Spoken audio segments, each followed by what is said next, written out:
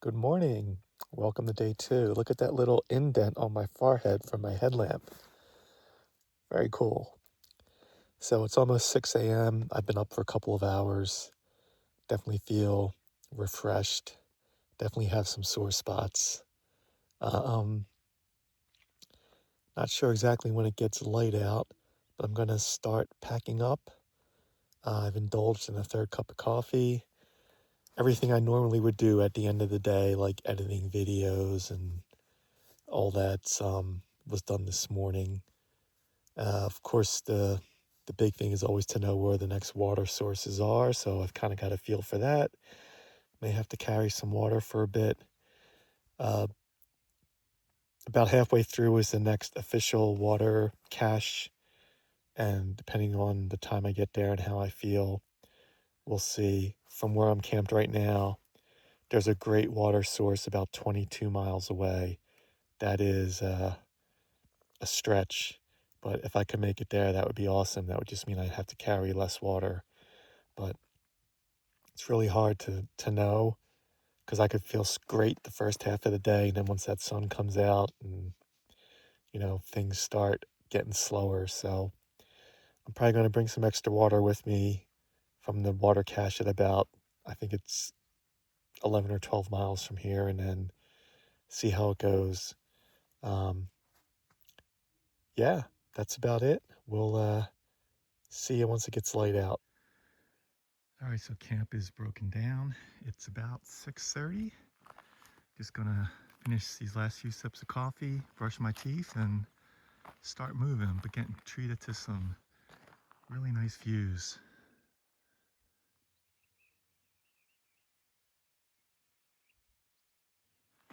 All right, we're just getting started. It's a nice day out here. I don't know if I probably was too tired to mention yesterday, but I was having a little issue with my backpack.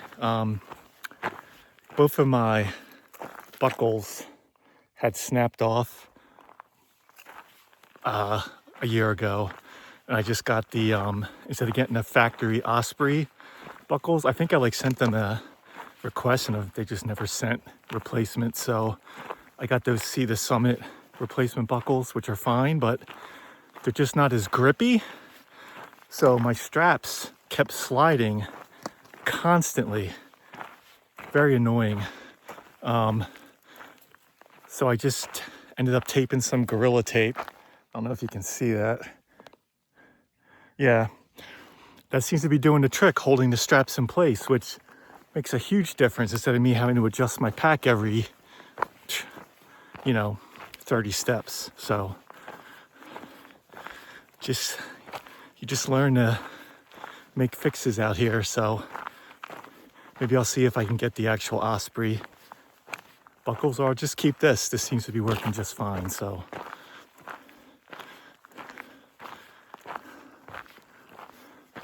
all right, check in a bit.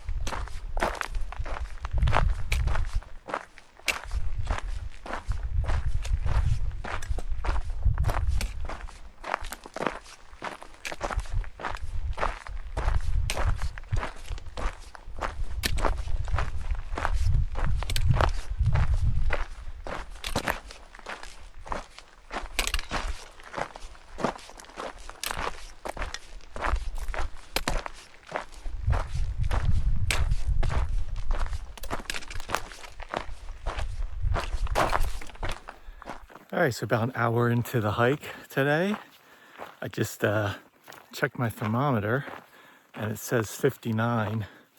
It feels a bit stickier and hotter than 59, I'll tell you that, but I think it's gonna be a warm one today. Luckily, we have some overcast skies again, which should help. Getting this, my first wildlife encounter on a CDT, I guess no surprise. A mama cow with her baby calf. Now, usually when you're hiking these trails and you come into cow territory, the cows could care less about you. In fact, sometimes you gotta walk around them on the trail, but mama and baby ran off, so maybe just because she had a young one with her. But other than that, then just saw some sort of rabbit hopping away. So keeping my eyes peeled for wildlife. And now I think I may have lost the trail. So let me put this away and figure out where the heck I'm supposed to go here.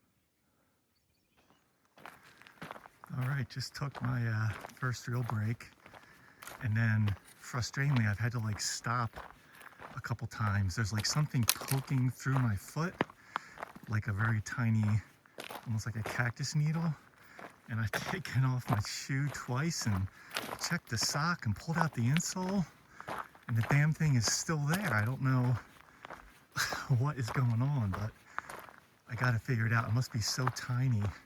But if I just step the right way, it like, yeah, it's not pleasant. So that's part of this desert stuff, but I'll find it eventually. All right, there's been a little bit of trail finding here. I guess we're eventually heading back down to the road, but if you can see way off in the distance there, I think our driver pointed this out on the way in. I believe that's a farm in Mexico. The way the border is here, it does like a right angle, and that farm is like right on, I think, the Mexican side. So pretty cool.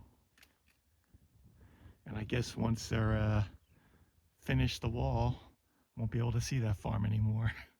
So there's really not much of a trail to speak of in these parts. You're basically just looking for the next painted white signpost. Maybe you can see the next one way out there. So just have to watch out for cactus and other things and rattlers, but nice little souvenir here greeting us. Onward we march. So today's shuttle crew should just be starting from the southern terminus. It's a little after 9. That's kind of when we got started yesterday. So another new group on the trail today. They're getting a good day too, overcast skies. Not too hot yet anyway. Just making my way through all this scrub and brush here. Still haven't found that annoying little thing poking my foot. It's not consistent. I've like taken out the insole. I've gotten out my knife and tried to dig around, and right now it's still an issue, but I'll figure it out eventually. It is annoying. So a thought just popped in my head. I just was thinking about my CDT hang tag, number 58 But it was funny yesterday before we all took off on our shuttles to the southern terminus. There was a couple that was ahead of me in line, and you know, you go through the little check-in and the guy asked, do you want a hang tag? And they both said no because of the weight. So I didn't feel like there were as many ultralighter fanatics, at least in my group, but they're out here. I mean, even on the PCT, everyone took a hang tag. So it's, you got to show your CDT pride out here. And I like it's a purple one this year. So yeah, but only 58. But so that number is slightly skewed because I guess not everyone wants a hang tag. Who knew?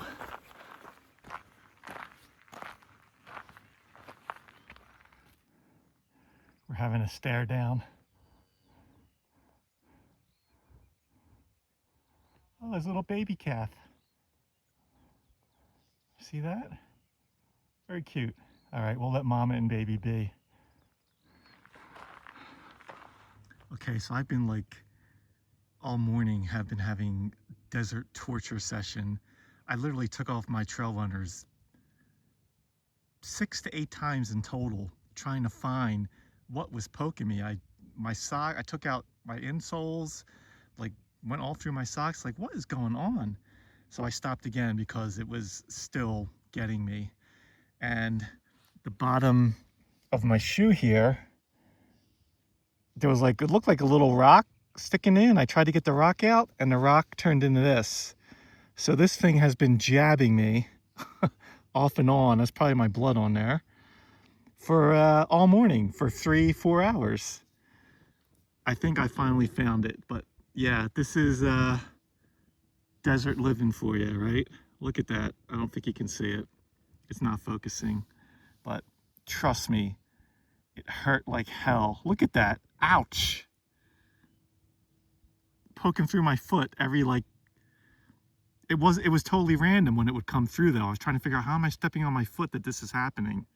But I think I finally have gotten it out.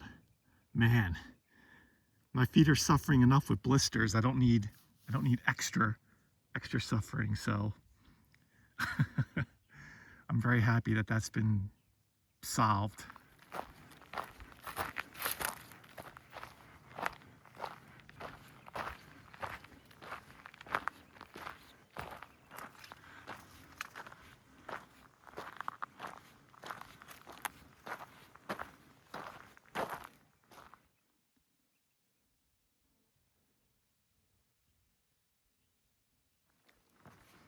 So it's about 11 o'clock.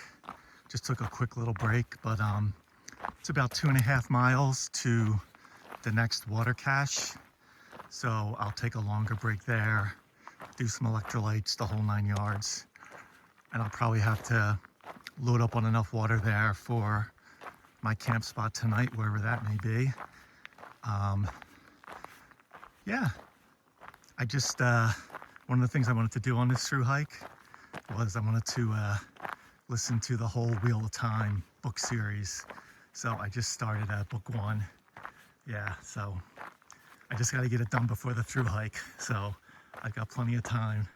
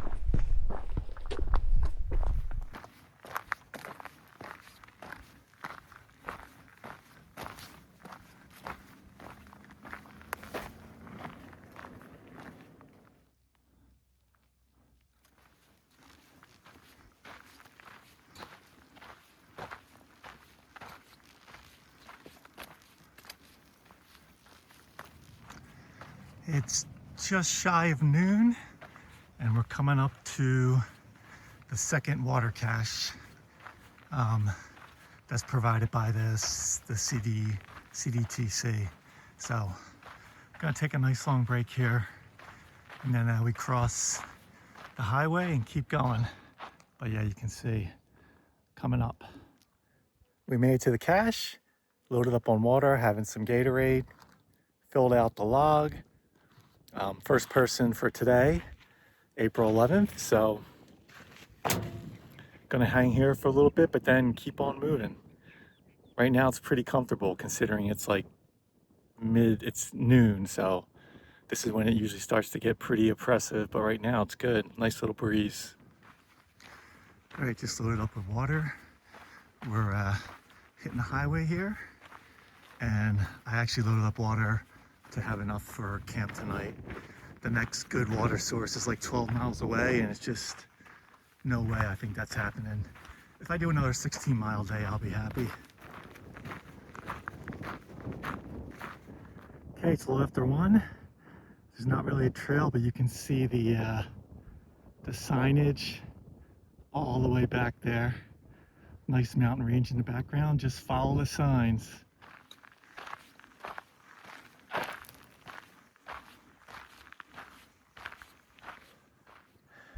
A little after 3:30. There should be some camping coming up at around mile 32.5. I got about 5 miles to get, or a half mile to get there. So I just need to take one more break. I need to eat something. I'm like getting near the end of having any energy. So just got to make this final push.